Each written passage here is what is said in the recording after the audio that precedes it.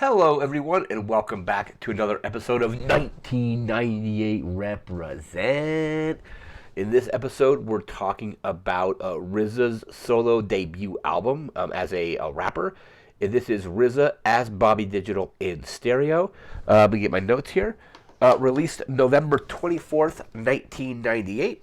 So this was, he's known mostly for being a record producer, and this is his first solo album. Again, released toward the end of 1998, like Thanksgiving weekend. It looks like November 24th. It went gold on February 5th, 1999. So I think it only went gold. I don't think it went above that, at least according to the kind of sales numbers I was looking at through the article on this album.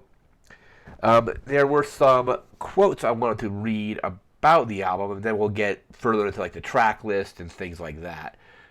So let's see here.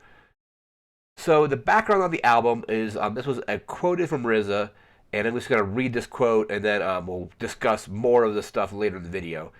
Says, he explained the origins of Bobby Digital, saying, "It came from a really good bag of weed one day, right? I was in my studio. My birth name is Bobby Diggs, so at the time, creatively, I felt like I was in a digital frame. I felt like I was in high speed, where everything was digital, in numbers, mathematics. I said to myself at the same time that as Bobby Digital, I could use a character to describe some of the earlier days of my own life. Partying, BSing, editing that for context, but going crazy, chasing women, taking drugs. At the same time, I would mix in my love for comic books. It was a mixture of fiction and fiction and reality together to make a character I thought would be entertaining. And I could utilize that character to get fans into me as an MC, as a lyricist, and also following the path of my own life. It's like pre-RZA. It's what the RZA struggles to be in a way you know what I mean. So that is basically like the origins kind of like where it came from. Another interesting thing about this album is that it is mostly keyboard driven. So I listened to this album. I didn't listen to it right when it came out in 1998, but I listened to it some years later and was, thinking it was just like a regular kind of like rap album where they, maybe have some instruments. They use a lot of samples, things like that. And there's only a few songs on the album that use actual samples, and most of it is going to be instruments and especially keyboard. So it's very keyboard focused or keyboard kind of driven. And the quote about that is from RZA says, I learned how to play chords and progress the chords. I got together at least 16 or 17 different keyboards for this album. I always liked orchestras and strings, so I composed a digital orchestra. So that's pretty cool because there are some songs you definitely know it's like a keyboard or a piano of some kind, but it's just interesting that the most of the album is done with various keyboard chords and things like that. There is another quote about the album, and then we'll get into the track list. This is from a 50 Best Albums of 1998 article. There'll be a link to it in the description. And in this list of the 50 best albums of that year, this was ranked in at number 48. So it's RZA, Bobby Digital in stereo. And the quote is, or the article just reads, RZA's first solo album came from a 4th place after dedicating years of his life to defining the Wu-Tang Clan's grainy aesthetic. The rapper and producer born Bobby Diggs grew dismayed when his crew started to splinter. Faced with such ungratefulness, he thought, let me show these MFers his anarchic alter ego was born. A hood superhero in a dollar store party mask, Bobby Digital's origin story involves honey dip blunts and a quest to offer internet access to poor neighborhoods worldwide. He once said the whole idea came from a really good bag of weed, which we mentioned a little bit earlier in the video. During this period of indulgence, RZA's fantasies blurred into his real life to the extent that he claimed to have actually spent hundreds of thousands of dollars on a bomb-proof digimobile, as well as a Crusader's outfit that could repel machine gun bullets. Bobby Digital in stereo is full of boasts so outlandish they might give Diddy pause, instead of offering the sorts of philosophical bars RZA was known for. And the beats trade out some of his signature grit and sampling for bizarre keyboard bleeps and bloops, making the album something of an outlier amid the expanded Wu universe. It's a barrage of psychedelic id, from one of the decade's most potent eccentrics, and that is from Ryan Domble in this article, and we'll link that in the description. We're going to take a look at the track list here. So, a track listing, we have the album comes in at a little over an hour. It's like about an hour and 7 minutes long. Track number 1 is just an intro. Track 2 is Bobby, but it's B period, like, and it's just there's a period between every letter. It's got some of my favorite lines in the thing. It's just RZA spelling out his name, but it's like the B, the O, the B, the Y, the D, the I, the G, the I, the T, the L. It's just the way he does it is really good. That's track 2, so that's Bobby. Track 3 is Unspoken Word. Track 4 is Slow Grind African. Track 5 is Airwaves. Track 6 we have Love Jones. Track 7 we have NYC Everything, and it has Method Man on it as well. Track 8 is Mantis, featuring Master Killer and Tekitha. I'm probably going to mispronounce that, or I am mispronouncing that. 9 is Slow Grind French. In track 10 we have Holocaust / Silkworm, which features Ghostface Killer, Holocaust, Dr. Doom, and Miss Roxy. 11 is Terrorist, featuring Kill Army and Black Knights. 12 is Bobby Did It. Spanish Fly is the kind of parentheses there. Ghostface Killer's in that, is Lord, Royal Fam, Jamie Summers, and Indria, or Ndria. Hope I'm pronouncing that correctly. 13 is Handwriting on the Wall, featuring Miss Roxy and Ross Koss. 14 is Kiss of a Black Widow, featuring ODB. Track 15 is Slow Grind Italian. Track 6 we have My Lovin' is Digi, which features Miss Roxy as well. 17 is Domestic Violence, which features Jamie Summers, Miss Roxy, and Tiffany.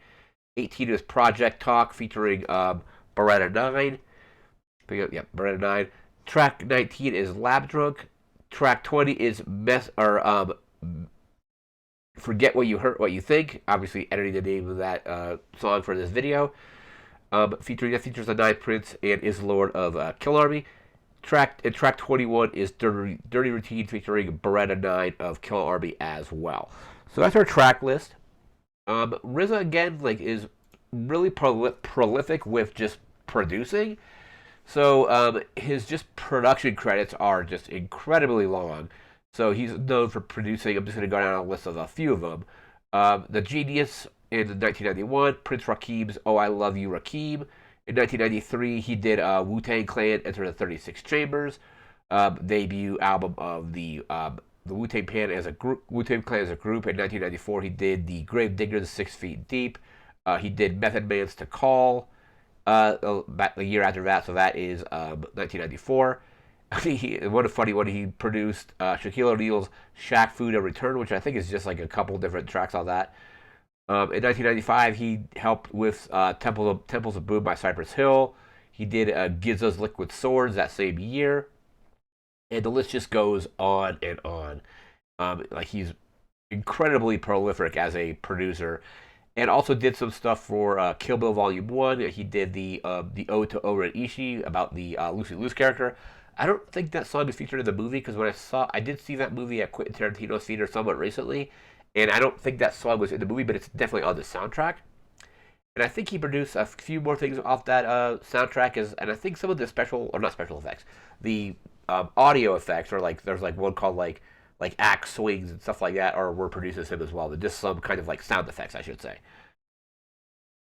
So that is that, and then we're going to one of my favorite. Just going to visit one of my favorite lyrics in the song here, and it's from NYC Everything. It's track 7, but it has a really interesting line from Method Man. So the intro is, "From the depths of the killer on the top of now born, wild on Staten Island to be the poet John. Can't forget Bobby. If I did, I feel gypped like my sandwich and a sandwich without Miracle Whip." And just Miracle Whip. I remember I haven't had Miracle Whip in a long time. But whenever I used to make sandwiches back, growing up, I never really liked mayonnaise, so I'd always use Miracle Whip. And I remember when hearing that in a song, just thinking that was just a really kind of interesting and funny lyric. So mentioning Miracle Whip in a rap song. And I think we have a lot more rap albums to be covering in this series. But just going back to kind of maybe something I maybe mentioned in a previous video, or something I've noticed, that just rap, especially East Coast rap in 1998, was really on point. We've already talked about DMX, his DMX's debut. It's Dark and Hell is Hot. We talked about Lauryn Hill's the miseducation of Lauryn Hill. We have RZA as Bobby Digital. And then Beastie Boys with Hello Nasty. Just rap in this year was really on point, especially stuff that was kind of like on the East Coast. I'm not sure where Lauryn Hill is based out of, or where like her geographical like style would be. But like DMX is from New York. RZA and Wu-Tang they represent New York. So East Coast rap definitely on point in 1998, and we'll definitely be covering some more 1998 rap later in this series. But if you haven't checked out this album, definitely check it out.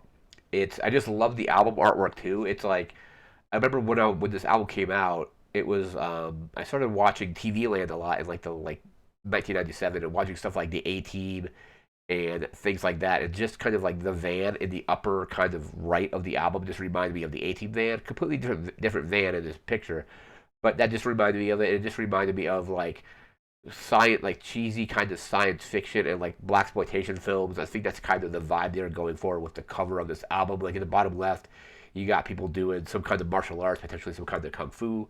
You've got RZA's character Bobby Digital in the middle holding like a huge like kind of like sci-fi looking like assault rifle looking thing. You got like explosions, and just the art style of the cover is really good. I don't know if this was made on vinyl. If it was, I would probably pick it up just because the artwork is so cool. It'll be awesome to have it on like a 12 by 12 like record sleeve, I should say. But that's going to do it for this video. Again, this has been RZA as Bobby Digital in stereo. Definitely check it out. It's a very good rap slash hip hop album. Again, it is his debut studio album as a rapper. He had been still produces records and what have you. But this came out several years after he had already produced a bunch of other really good rap albums, including a lot of stuff from the Wu-Tang Clan as well as some of their solo projects as well. But that's going to do it for this video. Remember to like, comment, share, and subscribe. We'll be back again pretty soon with another video. I think we're going to be doing the next video. We're probably going to be doing something for Star Wars because we have May 4th coming up. So we'll be doing, I think, some Star Wars video. I'm not sure what it will be. But something relating to something from Star Wars from 1998. But that's going to do for now. Thanks again for watching. Take care and have a good one.